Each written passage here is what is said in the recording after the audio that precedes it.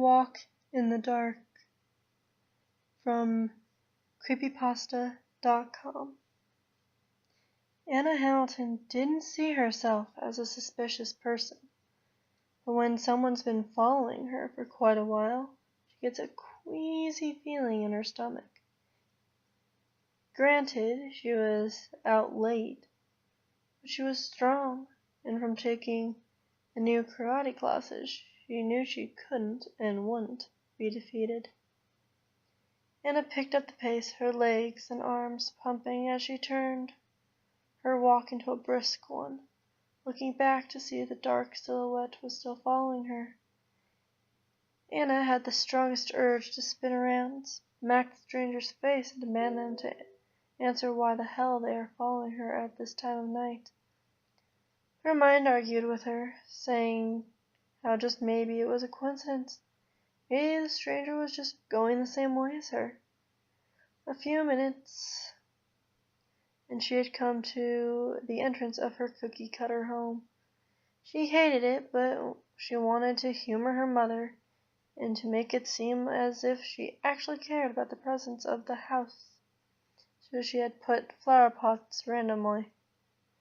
This neighborhood had no history of crimes, but Anna has seen the news, and people seem to get crazier by the second. She turned at a 90-degree angle up her driveway, and what now seemed to look like a man slowed his step, making Anna grow even more concerned. "Look, can I help you with something? Are you lost, or did you just want to follow me for the hell of it?" Anna finally confronted the man, but all the man did was look up at her with haunted eyes and move his head forward once again. It was almost robotic. "Well, I'm going inside now." Anna unlocked the door, and with suspicions, she locked it up quickly behind her, watching as the man walked into the foggy night.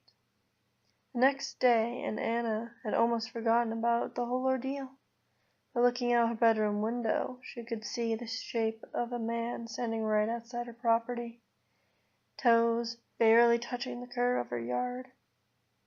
Turning around, she turned on the light. To make sure she wasn't crazy, she turned back to the window, only to see the mysterious man had gone. Walking with her purse across her shoulder, she headed to her place of work, which so happened to be the library. If someone would ask, she would say she loved her job. The smell of books, the hushed laughter of the school kids. Everyone loved Anna too. She was known to be the cool librarian, as she let the kids sneak in food and drinks or let them be a little too rambunctious. As always, her fellow librarian and friend Katie sat on one of the desks behind the tall counter. Instead of the latest Cosmo issue, she had a newspaper in hand. "My dear Katie, is that actually a newspaper in your hands? I never knew I'd be alive the day that Katie Price would read it," Anna joked, and Katie stuck her tongue out in response. Anna put her bag in the crew room and went to sit next to her friend, peeking over her shoulder. Anna's eyes furrowed as she pointed to the picture of a man that looked very similar. "Hey, I know him." Katie looked interested and set the newspaper down an inch. "Do you? How?"